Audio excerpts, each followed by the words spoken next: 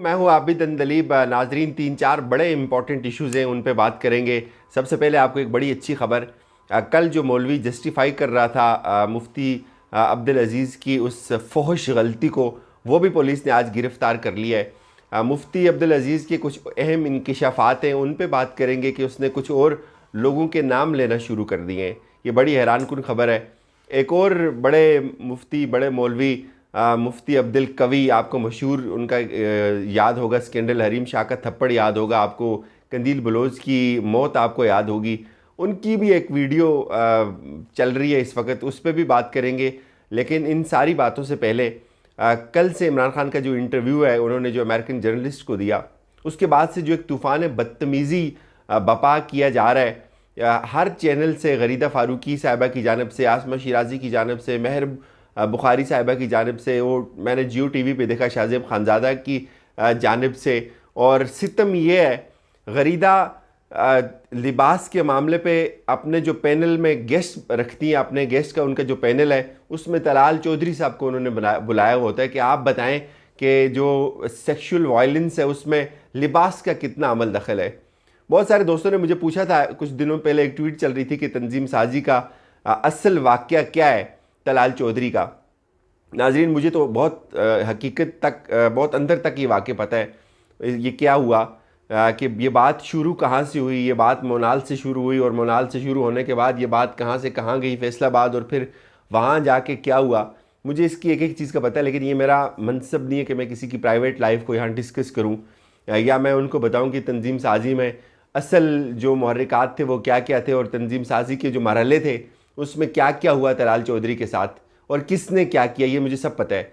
और तलाल चौधरी लिबास पे गुफ्तगू कर रहे हैं गरीदा फ़ारूकी साहिबा के साथ कि लिबास जो है वो किस तरह सेक्स को जो है वो प्रोवोक करता है और सेक्स की जो थिंकिंग है उसको प्रोवोक करता है। इमरान खान के बयान को लेकर बड़ी तनकीद की जा रही है कि इमरान खान ने बहैसियत वज़ीर आज़म ये बात कर दी, और हालांकि लिबास तो जो है वो एक सेकेंडरी चीज़ है। सेक्सुअल वायलेंस या जो किसी को रेप करने की जो अटेम्प्ट है, ये या इसका लिबास के साथ कोई ताल्लुक़ नहीं है। बड़ी सादा सी बात है नाजरीन। बहुत सारे लोग इस तरफ से एक ये बहस जो है वो इस वक्त गर्म है और मुख्तलिफ मकतब फ़िक्र के लोग इस पर राय देते हैं। बड़ा सादा सवाल ये है कि हमें लिबास की अहमियत को समझना चाहिए कि लिबास क्यों ज़रूरी है।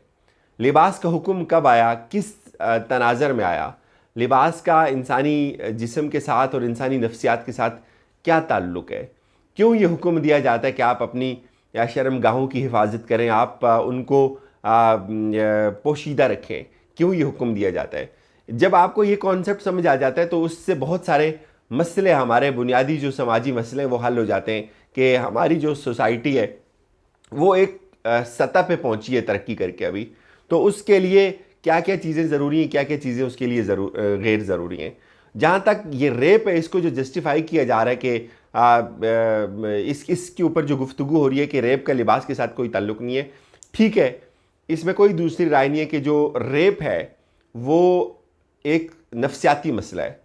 बहुत सारे ऐसे प्रोफेशनल लोग हैं जो रेप करते हुए ना तो जगह की तमीज़ करते हैं, ना लिबास की तमीज़ करते हैं, ना उम्र की तमीज़ करते हैं, ना जिन्स की तमीज़ करते हैं।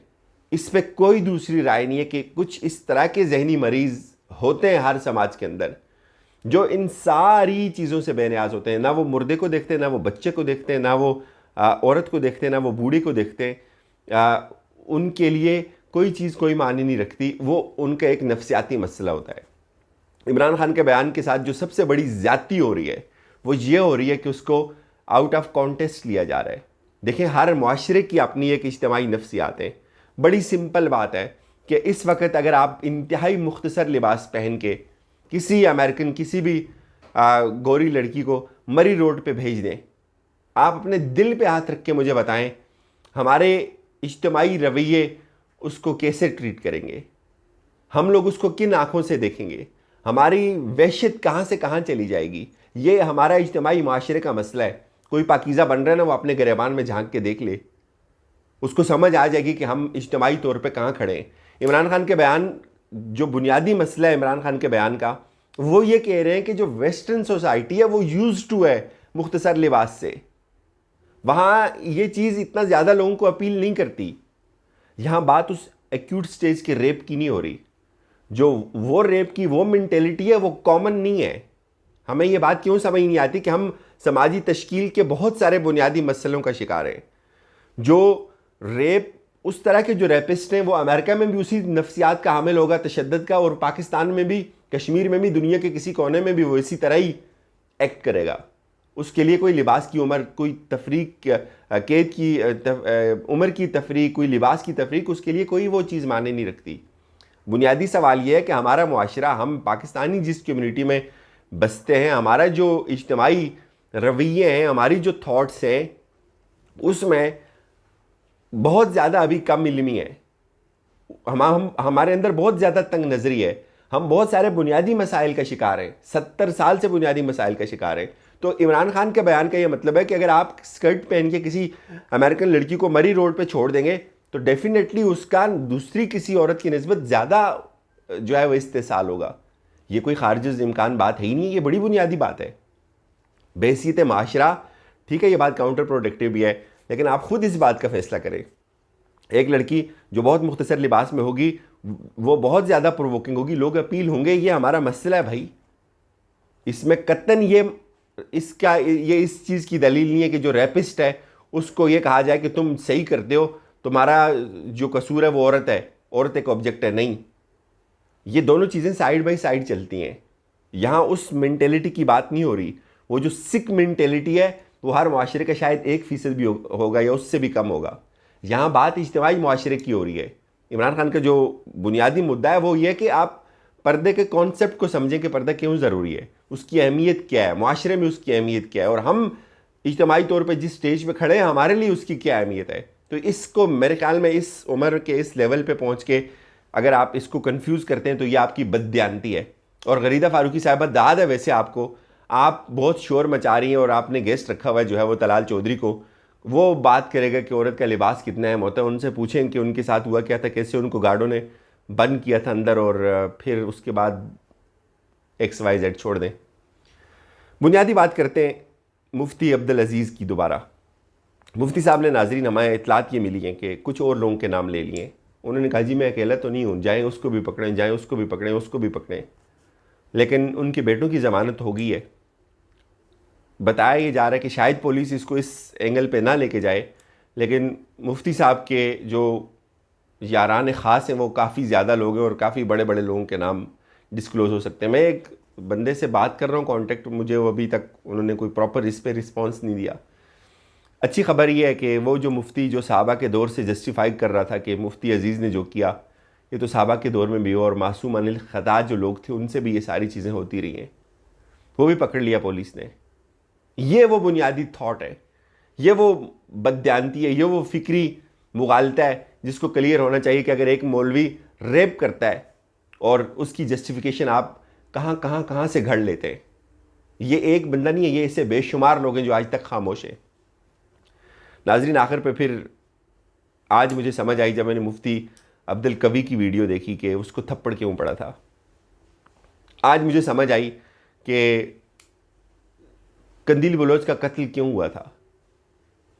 आज मुझे समझ आई कि हरीम शाह ने मुफ्ती कवी को जो थप्पड़ मारा था वो उसने सिर्फ मुफ्ती कवी को नहीं मारा था, वो उसने मुफ्ती कवी की सोच के हामिल तमाम मौलवियों को मारा था। वो वीडियो आप देखें, आपका सर शर्म से झुक जाएगा। अब लोग कहेंगे जी उनका ज़ाती मसला है, मुझे भी इससे कोई सरोकार नहीं है, लेकिन ये मज़हब के ठेकेदार बनते हैं ये लोग। इन्होंने अपनी सारी गलतियों को मज़हब की आड़ में छुपा कर रखा हुआ है, मज़हब को ढाल बनाते हैं ये लोग। कंदील बलोच के जब मसला हुआ था या हरीम शाह का, तो कहते थे ये तो उलमा की तौहीन हो गई है, ये तो इस्लाम की तौहीन हो गई है। ये बड़े बड़े लोग बड़ी बड़ी बातें करते थे टीवी पे आकर, और शर्म आनी चाहिए उन लोगों को जो इनको टीवी पे बुलाते हैं। इस वीडियो को देखने के बाद शर्म आनी चाहिए उन लोगों को जो इनको टीवी पे बुलाते हैं। थोड़ा सा उनको हया आना चाहिए कि ये किस तरह के लोग हैं, किस कमाश के लोग हैं, क्या ये मज़हब के नुमाइंदे हैं। ये लोग मज़हब का इस्तेसाल करते हैं। ये सारे रॉन्ग नंबर हैं जो कहते थे कि उलमा की तौहीन और उलमा के ख़िलाफ़ साजिश है। अब तो 2 वीडियोज़ आ गई हैं ना यार, कवि की भी वीडियो आ गई है, अजीज़ की भी वीडियोज़ आ गई हैं। अब बताएं कौन साजिश कर रहा है? आप आदी हैं, आपके लिए ये चीज़ कोई मानी ही नहीं रखती।